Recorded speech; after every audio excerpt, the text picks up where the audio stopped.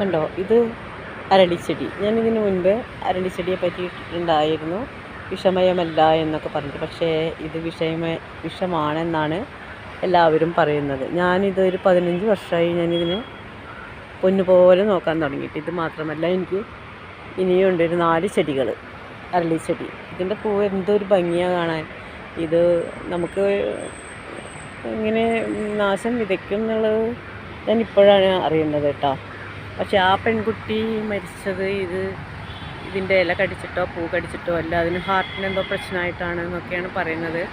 സ്ഥിരീകരിച്ചിട്ടില്ല ഇതാണെന്നുള്ളത്. പക്ഷേ ഇതിന് വിഷമുണ്ടെന്നാണ് പറയുന്നത്.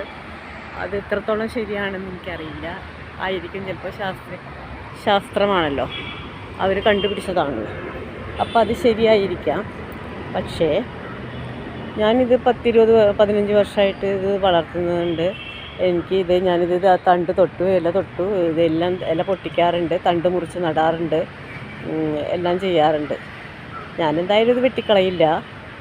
കാരണം നമ്മൾ സൂക്ഷിച്ചാൽ മതി. ഇല കടിക്കാൻ കുട്ടികൾ വരുമ്പോൾ അതിനടുത്തേക്ക് പോവാതിരിക്കുക. കുട്ടികൾക്ക് വേറെ എന്തൊക്കെ കളിക്കാനുണ്ട്. എൻ്റെ വീട്ടിൽ കുട്ടികളൊക്കെ ഇഷ്ടംപോലെ വരുന്നുണ്ട്, കളിക്കുന്നുണ്ട്. പക്ഷേ ആരും ഇതുവരെ ആ ഇല തൊടുകയോ, ഈ പൂ പറിക്കാറുണ്ട്, പൂ വാസനിക്കാറുണ്ട്, ഞാനും വാസനിക്കാറുണ്ട്. എന്ന് വെച്ചിട്ട് ഒരു പ്രശ്നം ഉണ്ടാവാറില്ല. ഇത് മാത്രമല്ല, ഓണത്തിന് പൂവിടാനും ഇതിൻ്റെ പല കളറും ഞങ്ങൾ NSSലൊക്കെ ഞങ്ങൾ പൂക്കളെ മത്സരം ഉണ്ടാവാറുണ്ട്. മത്സരത്തിന് ഞങ്ങൾ ഒരുപാട് പൂക്കൾ, ഇത് തമിഴ്നാട്ടിൽ നിന്നല്ലേ കൂടുതലും വരുന്നത്. ഇതിൻ്റെ പല കളറുണ്ട്, വെള്ളയുണ്ട്, പിങ്കുണ്ട്, ചുവപ്പുണ്ട്, മഞ്ഞയുണ്ട്. എല്ലാ കളറും വാങ്ങിച്ചിട്ട് ഞങ്ങൾ കോമ്പറ്റീഷനിൽ പങ്കെടുക്കാറുണ്ട്. അപ്പോഴൊന്നും യാതൊരു പ്രശ്നവുമില്ല. അപ്പോൾ ഇപ്പോൾ പെട്ടെന്നാണ് ഈ പ്രശ്നങ്ങളൊക്കെ വന്നത്. ഞാനെന്തായാലും ഇപ്പോൾ തൽക്കാലം വെട്ടിക്കളയുന്നില്ല, അവിടെ നിൽക്കട്ടെ.